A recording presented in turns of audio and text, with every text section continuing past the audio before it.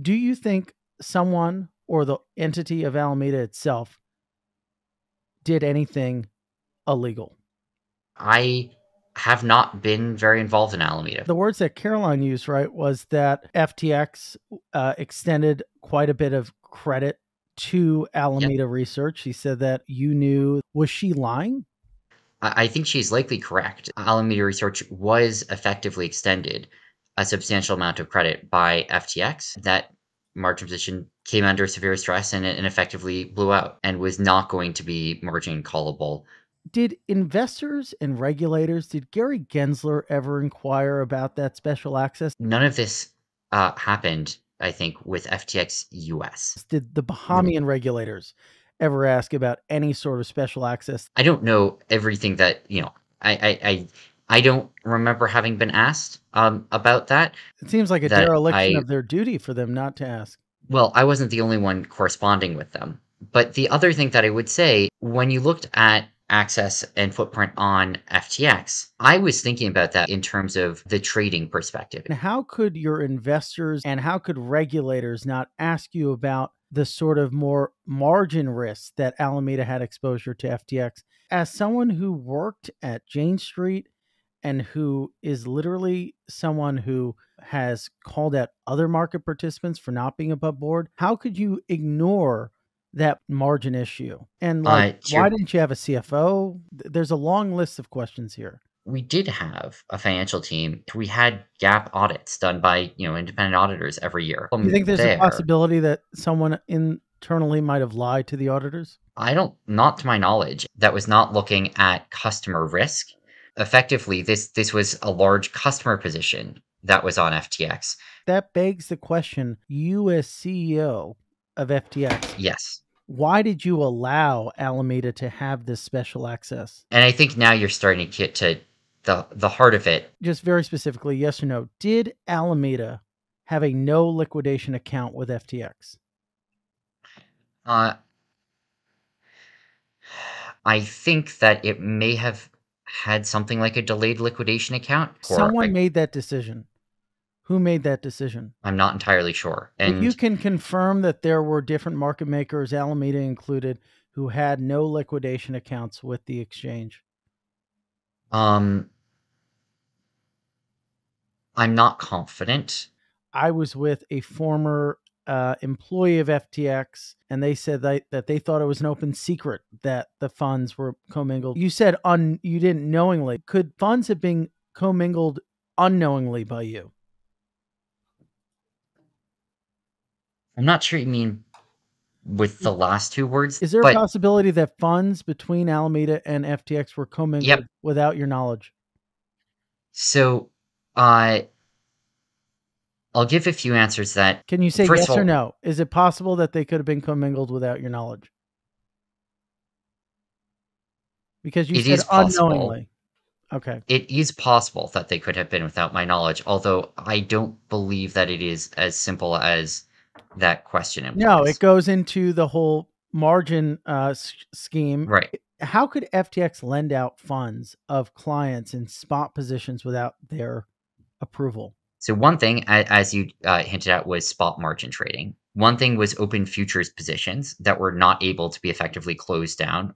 Okay, we can make it a simple yes or no again. Did FTX loan out anyone who had a spot position? Did they lend that out to Alameda? It seems like So that was the case, but the question is why? here is my best guess: historical fiat transfers. Scroll back to 2019, 2020, FTX did not have its own bank accounts. But over the course of, primarily I would say of 2021 or so, we put together that banking suite. Some clients who wanted to wire money to FTX nonetheless, especially clients who had a pre-existing trading relationship with Alameda, um, would wire money to Alameda's bank account. What that flow I think looked like was Bob wires $100 to straight to Alameda Research. Then Alameda effectively ledger transfers $100 to Bob on FTX. That set of transfers resulted over time in a significant amount of dollars being sent from customers straight to Alameda Research, never hitting FTX in the first place. I don't believe that that was coming from Alameda's primary account on FTX. I believe it was coming from a stub account. How did auditors not catch this? This wasn't a part of FTX's financials, right? This was, from some view, FTX's financials. This was effectively a customer negative position. Were there any market making firms outside of Alameda that had this special access? I think so, but I'm not confident. Let me put myself in the Yeah, shoes of a regulator. I ask you, does Alameda have special access to FTX, any of its subsidiaries? when you say subsidiaries, like the international and the U.S. businesses, not it's a little bit of a technical point, but neither were subsidiaries. You just sidestepped the question. You didn't really respond to it. So I imagine was that the strategy? Sort of, it was kind of ambiguous. It was confusing. What I do remember being asked about was from the perspective of market manipulation, from the perspective of order book liquidity, from the perspective of revenue. But not from the perspective of credit. You've stated that you got $100,000 in your bank account. Are you paying any law firms? And how are you paying for rent? Are you still in the penthouse? And for safety reasons, I can't say exactly what building I'm in. Are those buildings in the Bahamas still owned by you? I never owned very much property. So one thing that might have made someone's life quite a bit more comfortable was a $55 million loan that was extended to Ryan Salem. Why do you think that was appropriate? I honestly don't know the details of that. It's fact that he got a $55 million loan. So if not for personal consumption, then for what? I honestly am not sure. Well, one loan that we do know the trail of is a loan that was made from BlockFi to Alameda and then extended to a shell company that you owned, which you then used to purchase shares in Robinhood. Why was that appropriate? I don't think that was well, to my knowledge, and obviously okay, fine. So what money did you use to purchase those shares in Robinhood? The first thing I'll say is, like, dollar bills are generally fungible. What I can give you the answer to is how I was thinking about where that money was coming from. And the answer there is basically that basically from trading profits from Alameda Research. Why would a company lend $550 or $543 million to an individual in the company to reinvest in the company? There are a lot of cases where it didn't make sense, where it wasn't, for one reason or another, right for Alameda to invest where in something, and so in those cases, I would sometimes invest in it. Why couldn't you just reinvest it with the profits or the capital on the balance sheet? I think there are cases where, for one reason or another, it was deemed that it would not be as appropriate for Alameda Research to be an investor in something. How do you feel emotionally and mentally right now? And over the past 6 months, because there's been a lot of allegations about potential abuse of drugs, about potential stress, about potential sort of being a bit out of lockstep with reality. So, I mean, I don't feel good right now. Do you believe that you deserve to be punished in some way? It's not my decision to make. Just yes to or do no. everything Do you believe you deserve to be punished?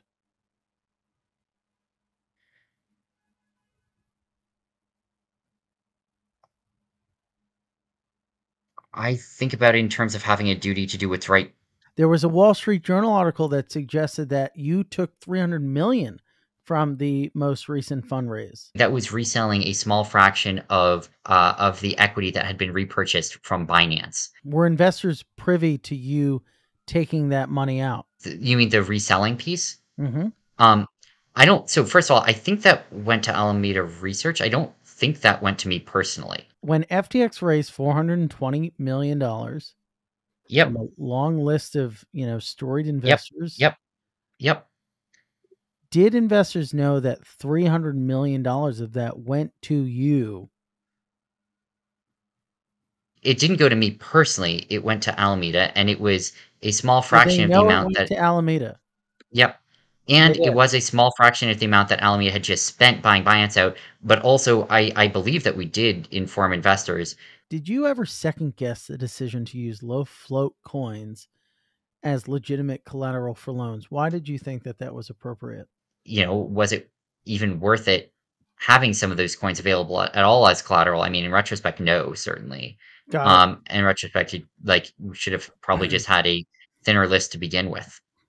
You've been asked about this and said that you can't code, you don't know how to code, you couldn't build a backdoor. Is it possible, yes or no, that Gary Wang could have built a backdoor for Alameda to tap into FTX deposits? I'm not sure exactly what people are referring to when they talk about the back door. Do you think Referring it's to it would possible that Gary could have built some sort of system by which FTX, every time it got a deposit, let's say Sam deposits $10, Alameda could then in turn borrow $10 from FTX? um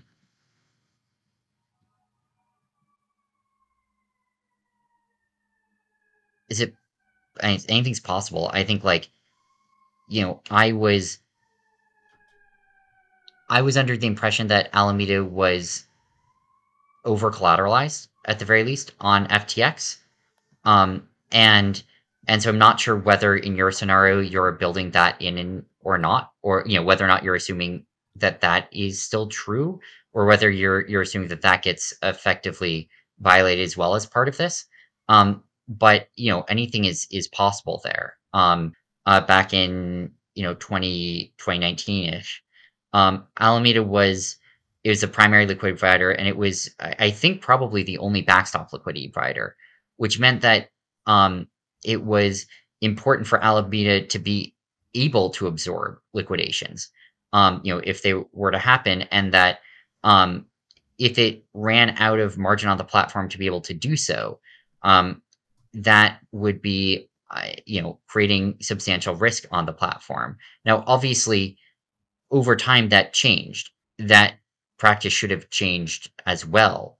I'm not Sure. sure that What would you say was the exact point at which you had zero visibility into Alameda?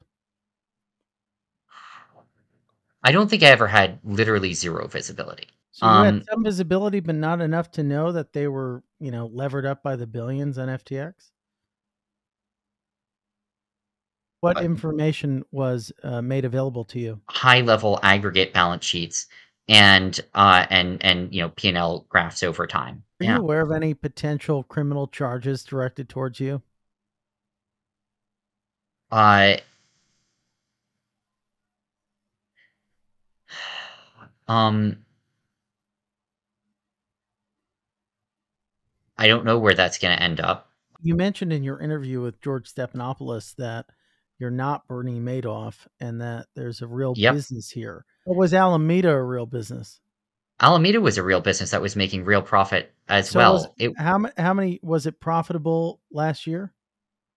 last year meaning 2021. Mhm.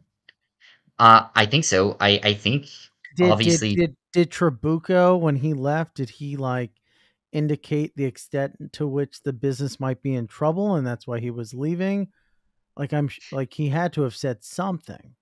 basically I think wanted to semi-retire, wanted to take time to himself to explore life. That was my, high level understanding of it. Let's say, um, you go to jail for a certain period of time. What do you do after that? I have no idea long term what I'll end up, doing. Do you think that sort of short-term thinking that you have right now played a role in the downfall of FTX and Alameda? This campaign that you're on, in a sense, is it just sort of, I want to, fill up time? Is it part of some sort of long-term strategy? I think there's some piece of me just wanting to say my piece. Yeah. Do you actually care about anything politically? I do care about some things quite a bit. I don't care But about not wokeism. everything. No. No, I don't. I think some of what happened in politics is unbelievably important for the future of the world, and some of it is unbelievably For dumb. that back and forth, which I think Yep. you did not anticipate to be made public, it kind of raises a broader question, which is, how can we believe anything that this man says or says he believes in.